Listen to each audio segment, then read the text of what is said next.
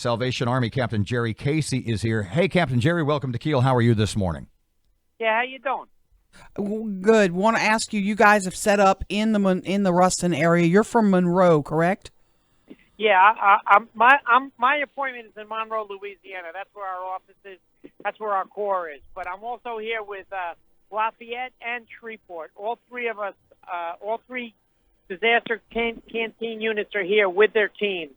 We're here in Ruston, Louisiana. Where are you set up? What are you guys doing? Okay, what we're doing is we're feeding. The initial thing to do is to come in and to comfort the people that have been affected by this storm, spiritually and physically.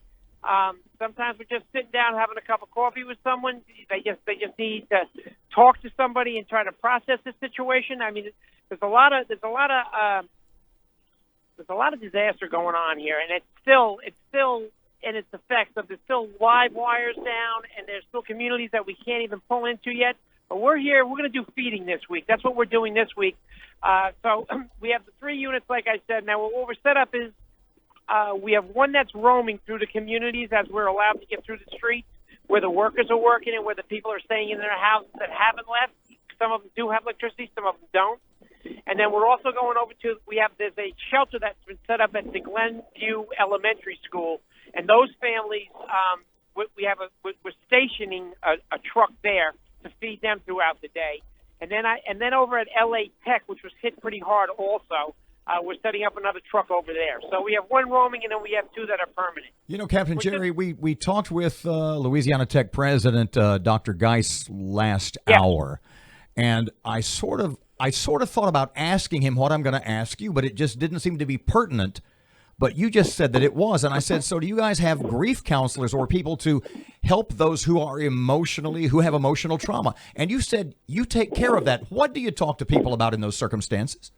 Well, we ask them if we can pray with them right off the bat, because we do believe in the power of Jesus Christ. I mean, that's the Salvation Army is a church, first and foremost. And so that's what we like to do. Some people want to pray with you, some don't. Some want to just sit down and talk and just tell you about their experience while the wind was kicking up, while the window blew out, while their neighbor's house roof came off. Maybe their car was destroyed because a huge tree just missed their house, but it took out, the 4 cars in the driveway. Things like that. We just talk to them about the situation so they can process it. It's a process. It's a very scary experience going through a tornado. They come in quick. They're mean. They're precise. And they tear up everything in their path. So that's what we do. We try to spiritually comfort these people to the best of their ability. Captain, the Salvation Army also plays a big role in setting up shelters. Are y'all going to be involved in that? And how soon will those be available? Well, we have a shelter in Monroe that houses 56 people, and that is open and ready for business right now. At this point in Ruston, we don't have a shelter set up because the community has set up a school, which is a tremendous building with, I don't know how many cots they have in there, but so far it's more than efficient for what we need. I do not know if they're going to set up more shelters or not. We're just here doing feeding this week, and then we'll come in next week with some cleaning kits, some cleanup kits, and things of that nature. And at that point, they'll probably get a sheltering system set up. But at this point, I do not have that answer. What do you need if folks from Shreveport-Bossier want to help? What can they do?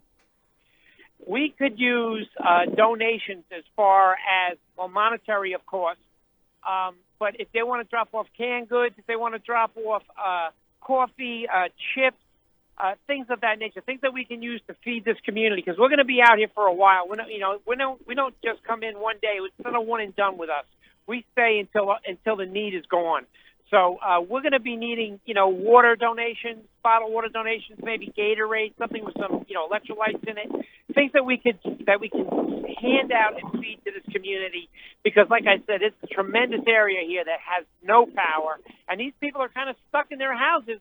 Some of them don't want to go over to the shelter. They want to stay in the comfort of their house. They board up their windows or whatever they have to do, or maybe that they didn't lose any windows, but yet they have no electricity, they have no gas. I mean, all that stuff had to be cut off. Yeah. Captain Casey, can I take things by the Shreveport Salvation Army office on Stoner if I want to get to you guys? Absolutely, because Shreveport is here assisting us beautifully, by the way, and so is Lafayette, and so is Monroe. So all three of those locations, any of those three locations would be fine. You could also go on the Salvation Army webpage, and there's a donate button. You can go on the Facebook page, and there's a donate button. Any assistance that the community can give us, and which they always do, by the way, would be greatly appreciated. We have no problem coming on. Like I said, we have 3 of these feeding units here. We have access to another 27 of them if it's really necessary.